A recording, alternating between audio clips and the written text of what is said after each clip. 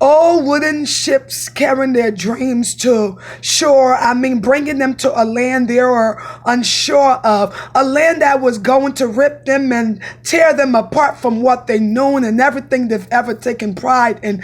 Kings and queens and prince and princesses with cocoa in their skin, mahogany dripping off their flesh.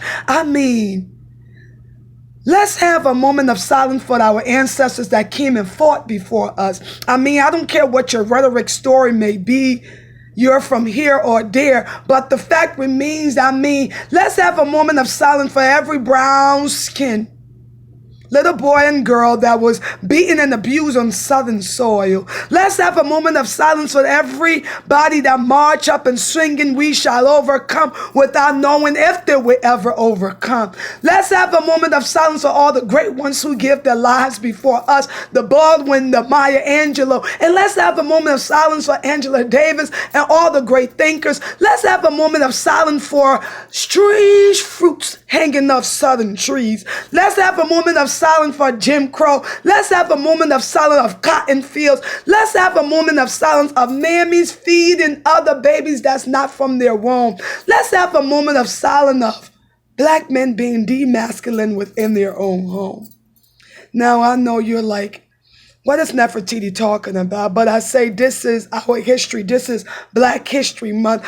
Oftentimes we want to sit and pew in a history that we feel have pulled us away from ourselves. But today, as we reflect on this month and many more years to come, we shall overcome. We have overcame so many things. Let us focus on unity. Let us have a moment of silence of the John Lynch theory that keeps black folks separated and stuck and think that hating each other is something new. I want you to remember all these things have been thought of. How to keep a black race down for 300 years of plus to come. 1, separate the old from their young, separate the men from their women, separate the smart from the unsmart, separate the light skin from the dark skin, and then make sure every black person love, respects, and adore their white master, that they will not even think about becoming free within captivity. Let them be so submissive. And every white master must remember this one rule.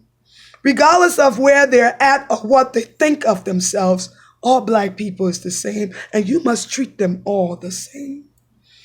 I can hear them old folks down in Georgia and Alabama and South Carolina saying, way in the water, children, way in the water. And as the slaves are walking, on bare feet, and as these soils bare their skin and cut, and left them weeping and praying to a God that they themselves did not feel like they knew much of, but they had to keep going and say, as I lay my burdens down, Lord, come on by. Let's have a moment of silence of us not being able to worship and pray in our own truth. Let's have a moment of silence for all the things that thought we was going to be stuck, but now we're living in our truth. So happy Black History Month to all. Let it be a time of reflection for us to know indeed we do have a beautiful history, one that is rooted in pain and agony and hurt, but regardless, it's a beautiful history. So as you overcome and have overcame and moving forward, let us remember as simple as possible, the only thing they never thought we were capable of doing was to love ourselves. Let us forget about the crab in the bucket syndrome. When one gets there, we're afraid they won't remember the other ones behind. But remember, as our ancestors held on, they prayed on, they kept on struggling on because they knew they would overcome. That someday,